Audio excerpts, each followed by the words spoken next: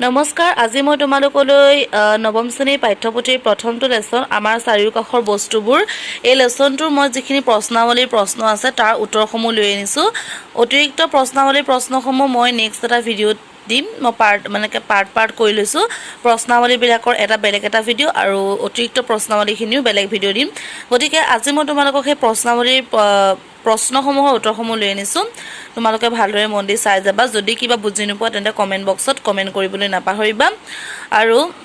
মই এখন বহি লিখি লৈছো তোমালোকৰ যদি কাৰোবাৰ স্পেলিংত খেলিমেলি হয় তেন্তে বহিখনৰ পৰা চাই লবা স্পেলিং শুদ্ধ আছে আৰু প্ৰশ্নাৱলী লেসনত 4টা আছিল কি জানি মই 4টা আছিল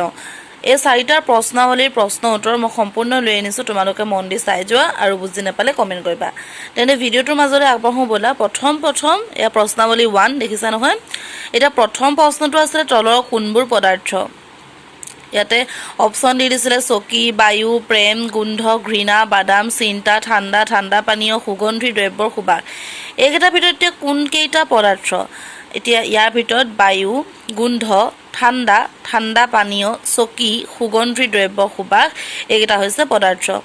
2 নম্বৰ প্ৰশ্নটো আছিল তলৰ পৰ্যবেক্ষণটো কাৰণ দৰ্শায় এটা কোৱেশ্চন দিয়া আছে প্ৰশ্ন দিয়া আছে প্ৰশ্নসমূহৰ কাৰণ দৰ্শায় উত্তৰ লিখিবলৈ দিছে প্ৰথম প্ৰশ্নটো আছিল উত্তপ্ত অৱস্থাত থকা বস্তুৰ গোন্ধ কেবা কিলোমিটাৰ দূৰৰ পৰা পোৱা যায় কিন্তু ঠাণ্ডা বস্তুৰ গোন্ধ পাবলৈ ওচৰলৈ যাব লাগে মানে গৰম বস্তুবিলাকৰ গোন্ধ পাবলৈ আমি কেবা কিলোমিটাৰ দূৰৰ পৰাই পাওঁ বহু দূৰৰ পৰাই গৰম বস্তুৰ গোন্ধ পাওঁ কিন্তু ঠাণ্ডা বস্তুবিলাকৰ গোন্ধ পাবলৈ আমি ওচৰলৈ যাব লাগে কাৰণটো কি সুধিছে উত্তৰ হ'ব উত্তপ্ত অৱস্থাত পদাৰ্থৰ কণিকাৰ বেগ বৃদ্ধি হয় গৰম অৱস্থাত পদাৰ্থবিলাকৰ কণিকাবোৰ বেগ মানে গতি বৃদ্ধি হয় গতি শক্তি বাঢ়ে সেইবাবে বস্তুৰ গোন্ধ কেবা কিলোমিটাৰ দূৰৰ পৰাই পোৱা যায় কিন্তু ঠাণ্ডা বস্তুৰ কি হয় পদাৰ্থৰ কণিকাবোৰ বেগ বৃদ্ধি নহয় সেইবাবে ঠাণ্ডা বস্তুৰ গোন্ধ পাবলৈ আমি ওচৰলৈ যাব লাগে 3 নম্বৰ প্ৰশ্নটো হৈছে এজন ডুবাৰুৱে সাঁতোৰৰ সময়ত পুখুৰীৰ পানী ফালি সোমাই যাব পাৰে ইয়াৰ উত্তৰটো কি ইয়াৰ উত্তৰটো হৈছে পদাৰ্থৰ কণিকাবোৰ মাজত আকৰ্ষণ বল আছে যদিও এই আকৰ্ষণ বল কম সেইবাবে এজন ডুবাৰুৱে সাঁতোৰাৰ সময়ত পুখুৰী পানী ফালি সোমাই যাব পাৰে ধৰ্মৰ পদাৰ্থৰ ভৌতিক ধৰ্মৰ ভিত্তিত এইটো সত্য ঠিক আছে এটা 4 নম্বৰ প্ৰশ্নটো চোৱা পদাৰ্থৰ কণিকাবোৰৰ বৈশিষ্ট্যবিলাক কি পদাৰ্থৰ কণিকাবোৰৰ কিছুমান নিৰ্দিষ্ট বৈশিষ্ট্য আছে এই বৈশিষ্ট্যবিলাক কি প্ৰথমটো হৈছে পদাৰ্থৰ কণিকাবোৰৰ মাজত ব্যৱধান আছে আৰু 2 নম্বৰটো হৈছে পদাৰ্থৰ কণিকাবোৰৰ মাজত আকৰ্ষণ বল আছে বল নহয় আকৰ্ষণ আছে এতিয়া আমাৰ 1 নম্বৰ প্ৰশ্নাৱলী কোৱেশ্চন আনসাৰখিনি হৈ গ'ল এটা প্ৰশ্নাৱলী 2 লৈ আহিছো নম্বৰ প্ৰশ্নটো লৈ আহিছো পদাৰ্থৰ প্ৰতি একক আয়তনৰ ভৰৰ পৰিমাণক ঘনত্ব বোলে ঘনত্ব সমান ভৰ বাই আয়তন তলৰ পদাৰ্থবোৰ ঘনত্বৰ ঊৰ্ধ্বক্ৰমত সজাবলৈ দিছে বায়ু চিমনিৰ পৰা ওলোৱা ধোঁৱা মৌ পানী চকমাটি কপাহ আৰু লু এতিয়া বায়ু উত্তৰ হৈছে বায়ু চিমনিৰ পৰা ওলোৱা ধোঁৱা কপাহ পানী মৌ চকমাটি লু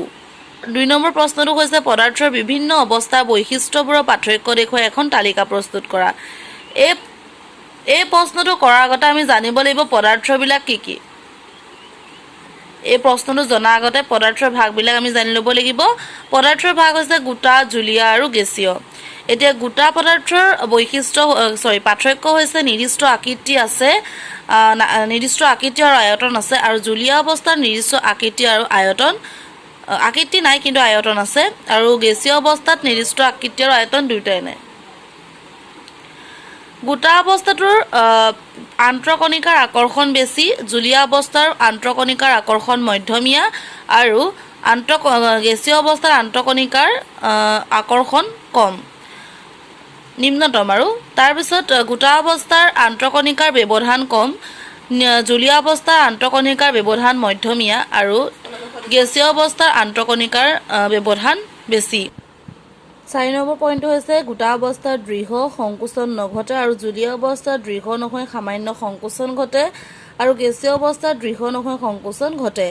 3 নম্বৰ কুৱেশ্যনটো হৈছে কাৰণ দৰ্শাবলৈ দিছে 1 নম্বৰটো হৈছে কোনো এটা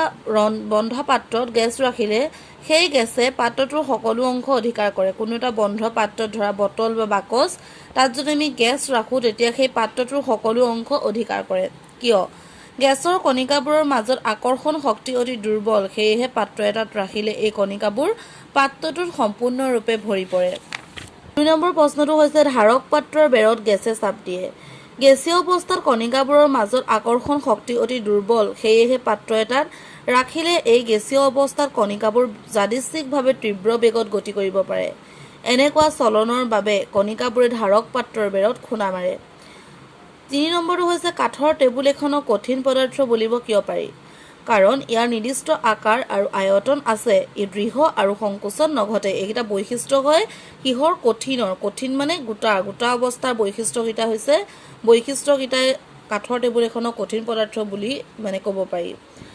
2 নম্বৰ কোৱেশ্চনটো হৈছে বায়ুত আমাৰ হাতখন সহজে ঘূৰাব পাৰো কিন্তু কাঠ এডোখৰৰ মাজেৰে ঘূৰাবলৈ এজন কেৰাটী বিশেষজ্ঞৰ প্ৰয়োজন কিয় বায়ুত উপাদান কণিকাবোৰৰ মাজত আকৰ্ষণ বল কম কণিকাবোৰৰ মাজত ব্যৱধান বেছি হোৱা বাবে বায়ুত আমি আমাৰ হাতখন সহজে ঘূৰাব পাৰো কিন্তু কাঠ এডোখৰৰ মাজেৰে ঘূৰাবলৈ এজন কেৰাটী বিশেষজ্ঞৰ প্ৰয়োজন মোৰ এখন লিখিবলৈ থাকি গ'ল মই মুখেৰে কৈ দিলো এটা 4 নম্বৰ কোৱেশ্চনটো প্ৰশ্নটো মই দেখাম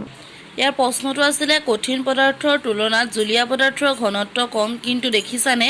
বৰফ পানীত উপঙে কিয় বাৰু বৰফ এটুকুৰা যদি আমি পানীৰ ওপৰত দি দিওঁ সেই বৰফ টুকুৰা পানীখিনিৰ ওপৰত উপঙি থাকিব কিন্তু কঠিন পদাৰ্থৰ তুলনাত জুলীয়া পদাৰ্থৰ ঘনত্ব কম কিয় বৰফ পানীত উপঙে সেইটো সুধিছে এতিয়া আমি উত্তৰটো চাওঁ আহা বৰফ পানীত উপঙে কিয়নো পানীৰ কণিকাবোৰ গোট মাৰি বৰফ সৃষ্টি হয় যদিও বৰফৰ কণিকাবোৰৰ মাজত বহুতো খালী ঠাই থাকি যায় যাৰ ফলত বৰফৰ ঘনত্ব কম হয় আৰু সি পানীত উপঙে এতিয়া নেক্সট প্ৰশ্নাৱলীলৈ আহিছোঁ এখন মই